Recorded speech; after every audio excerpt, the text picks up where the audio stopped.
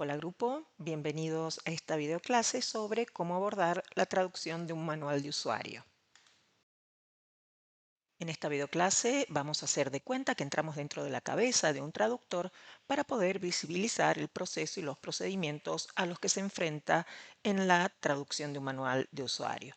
La idea entonces no es solo ver el producto final, sino cómo llegamos a esa traducción.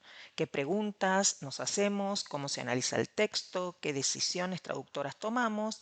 ¿Cuáles serán los aciertos y los desaciertos posibles? ¿Y qué es lo que vamos a reformular y por qué? Trabajaremos entonces con un fragmento modelo de manual de usuario y al final la idea es que podamos cada uno extrapolar este recorrido a los trabajos prácticos de traducción que tenemos en esta unidad. Y en el apunte de cátedra, que se llama Caracterización del género, la primera parte van a ver que está dedicada a las convenciones. Cuando hablamos de convenciones, nos referimos a características prototípicas del género, que son los rasgos que se repiten una y otra vez en los textos de ese mismo tipo. Algunas de estas convenciones son extratextuales, es decir, no las busco dentro del texto en la microestructura, sino en el contexto del género y del discurso. ¿Qué miro entonces? La respuesta va a ser el encargo. Y de este encargo voy a empezar a sacar información para definir las convenciones extratextuales del género. Y con el encargo enfrente, la primera pregunta que necesito hacerme como traductor es ¿quién será el emisor? En este caso, en el caso de nuestro encargo, vamos a ver que es la marca comercial Beko, que se dedica a fabricar electrodomésticos. Detrás de esa marca también sabemos que habrá un autor concreto del manual, probablemente un técnico, un ingeniero o un grupo de ellos que trabajan para esta empresa, y que seguramente serán personas que pasan muchas horas por día con este producto, que lo conocen en detalle y que redactaron este manual pensando en un determinado público. Pensemos que no va a ser lo mismo un texto interno entre técnicos, un informe de ingeniería o este manual que es un texto pensado para el usuario del producto. Luego surge la segunda pregunta clave, que es ¿quién es el receptor? En este caso, el receptor va a ser la persona usuaria de una lavadora. No es un especialista en tecnología, no es un ingeniero que diseña electrodomésticos, ni tampoco es el técnico del servicio que instala o repara lavadoras todos los días. El receptor en este caso va a ser alguien en su casa que necesita el manual para saber cómo usar el producto, para poder resolver problemas frecuentes que se presenten y también para saber, por ejemplo, cuándo tiene que llamar a un técnico. Y a partir de las dos primeras preguntas que nos hicimos, ya podemos decir que hay una relación de conocimiento asimétrica. Por un lado, el emisor, ese técnico o ese equipo especializado de la empresa que sabe sobre el producto todo lo que el receptor no sabe. El receptor entonces tiene un nivel LEGO, es decir, no especializado. Este parámetro va a ser una de mis referencias para las decisiones que después tome sobre el léxico, la terminología y el tratamiento del destinatario en el texto meta. Para observar la situación comunicativa completa, además de lo que ya dijimos sobre la relación de conocimiento asimétrica, sumamos también la variedad dialectal del encargo. Vamos al encargo, entonces, donde nos especifican que la variedad lingüística es el español de Latinoamérica, ya que el producto se va a comercializar en varios países de esa región. Sabemos que neutralizar la variedad no es siempre sencillo, ya que hay términos y expresiones que cambian de una región a otra. Entonces, antes de traducir, ya sabemos que vamos a tener que pensar en soluciones léxicas relativamente neutras, o por lo menos vamos a tratar de evitar regionalismos. Un consejo práctico: si alguna palabra nos hace ruido, siempre podemos buscarla en el diccionario de americanismos y también en el diccionario de la lengua española para comprobar si se trata o no de un regionalismo. Ahora bien, otra pregunta que tengo siempre que hacerme antes de traducir es sobre la función que cumple el género en particular sobre el que estamos trabajando. En este caso, estamos ante un manual de instrucciones para un receptor LEGO, por lo que el texto va a pretender explicar, guiar, ayudar a evitar errores y probablemente también va a incluir una sección de problemas frecuentes para también indicarle al usuario en qué situaciones corresponderá llamar a un técnico especializado. Este propósito comunicativo va a influir directamente en los verbos que voy a usar en la traducción, en el tono que voy a elegir y en el nivel de detalle en cuanto a las adiciones o a las aclaraciones que pueda necesitar en la microestructura del texto.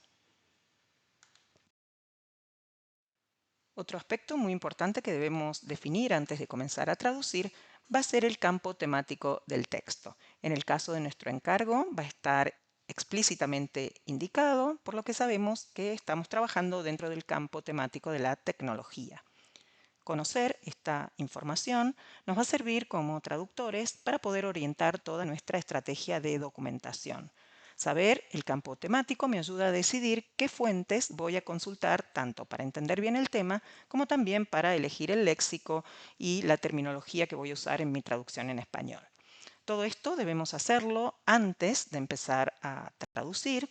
Primero formularnos las preguntas que vimos, definir los parámetros extratextuales a partir del encargo y del género y recién luego pasar al nivel intratextual, es decir, a las microestructuras, al análisis frase por frase, pero teniendo en mente ya el aspecto extratextual claro.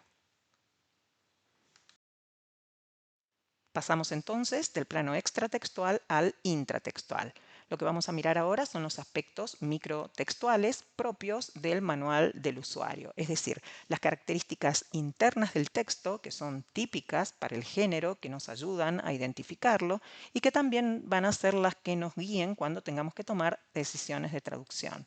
En este punto es importante hacer una aclaración porque esta videoclase no aborda cuestiones normativas generales de la lengua como temas morfosintácticos o de léxico, que son propios de la lengua general, ya que todo esto es parte de lo que ustedes ya vienen trabajando en las cátedras de lengua española y de traducción general. Todos esos conocimientos adquiridos se van a sumar a lo que veamos ahora en esta cátedra.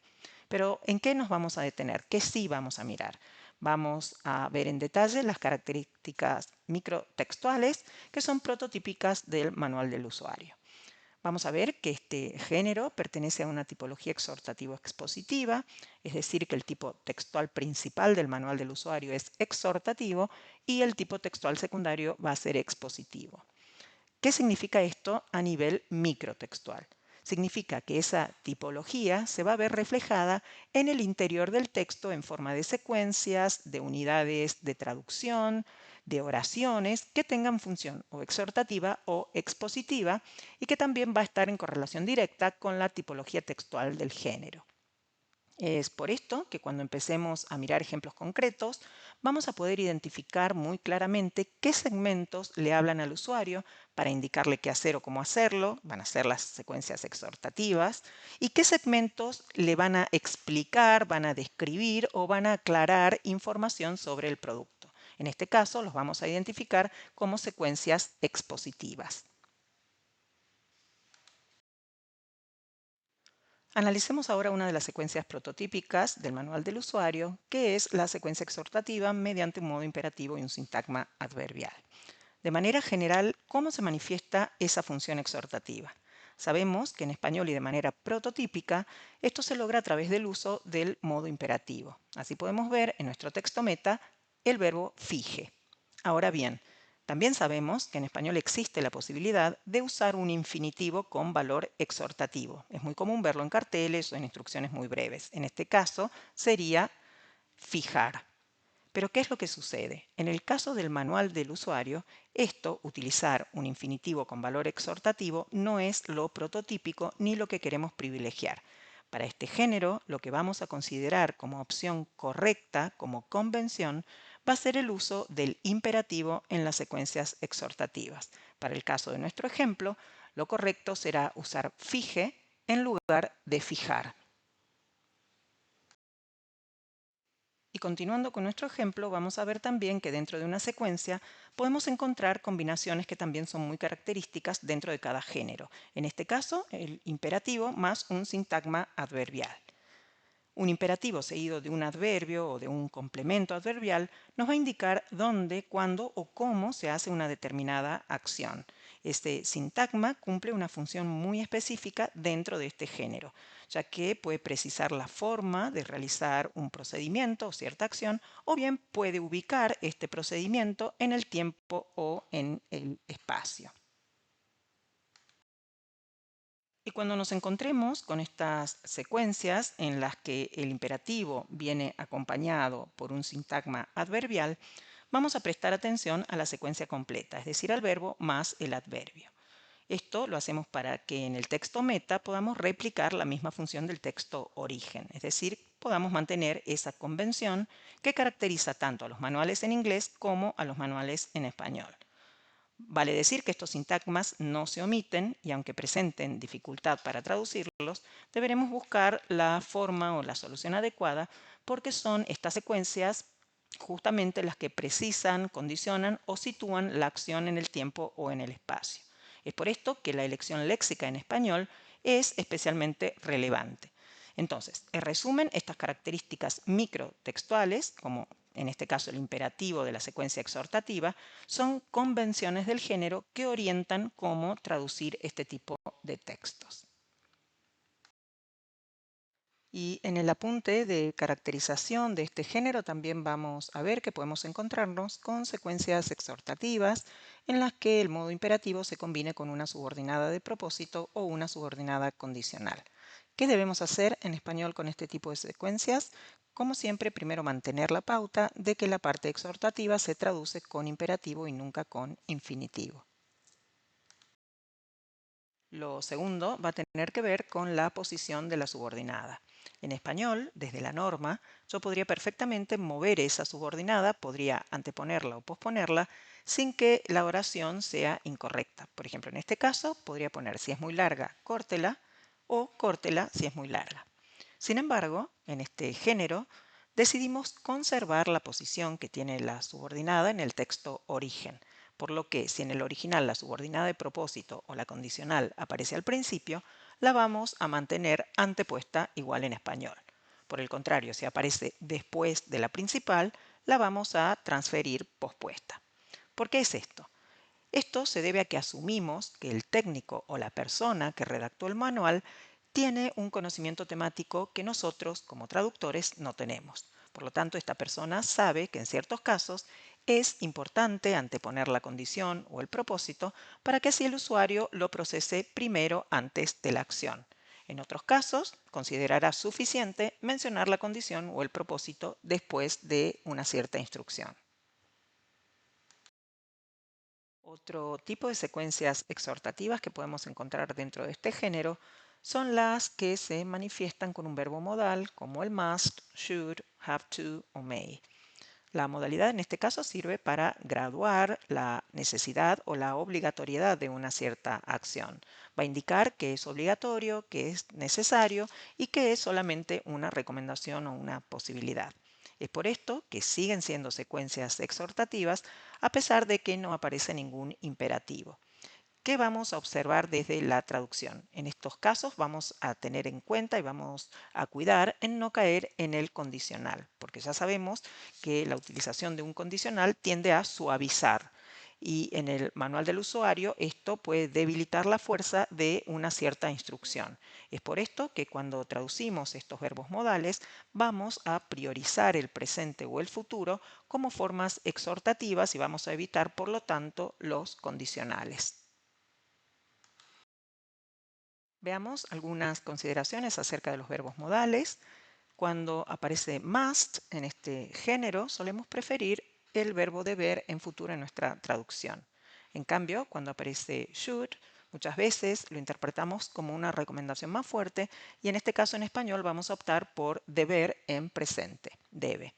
En algunos casos también podremos usar perífrasis como tiene que o alguna fórmula como se recomienda.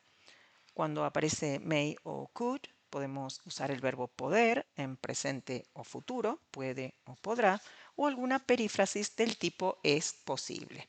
Con esto lograremos expresar permiso o posibilidad sin perder el carácter instructivo que tiene el texto. Pasamos ahora a las secuencias expositivas que podemos encontrar dentro de este género, que son aquellas oraciones o unidades de traducción que son representativas de la tipología expositiva. Esta función, la expositiva, se va a manifestar a través de distintos recursos lingüísticos. Hoy vamos a mencionar solo algunos, por ejemplo, el uso del presente descriptivo o del futuro con valor habitual, pero pueden encontrar la teoría detallada de cada uno de los casos dentro del apunte de cátedra. Vamos a ver que estos tiempos verbales que mencionamos forman parte del código lingüístico, pero que en el manual se van a usar con fines específicos. Por eso los identificamos como rasgos de secuencias prototípicas del género. Cuando en el texto en inglés aparece un presente con valor descriptivo asociado a una secuencia descriptiva, en español lo resolvemos de manera bastante directa con presente también. En el caso de este ejemplo podemos ver reflejado que cuando en inglés se usa el futuro para hablar de procesos habituales o de consecuencias que siempre van a ser iguales, en español ese contenido suele expresarse con un presente de valor habitual o predictivo. Entonces, en este caso, como traductores, lo que hacemos es cambiar de recurso, pasar del futuro inglés al presente español, para poder así mantener la misma función expositiva habitual en el texto meta.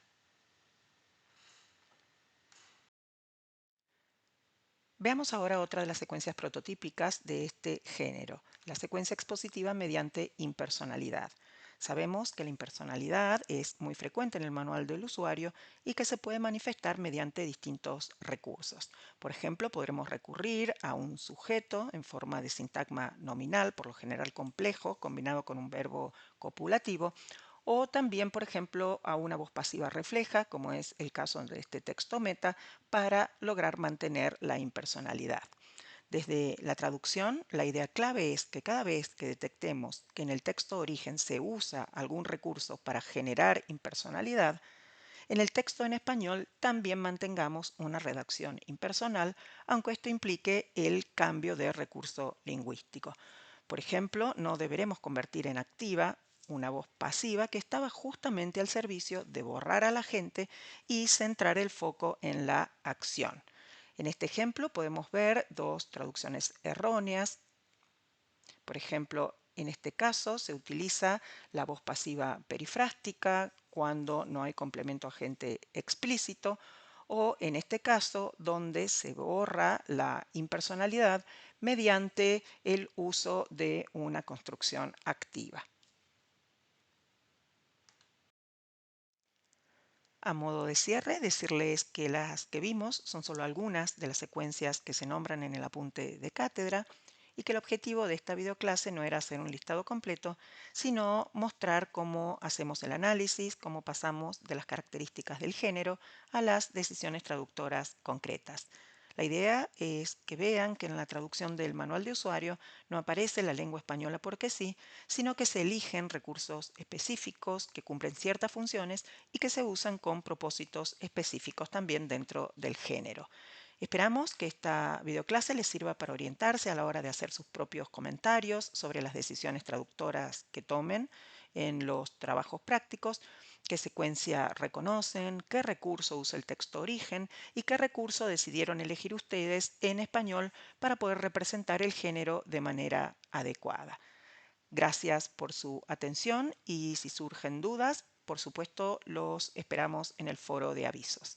Muchas gracias.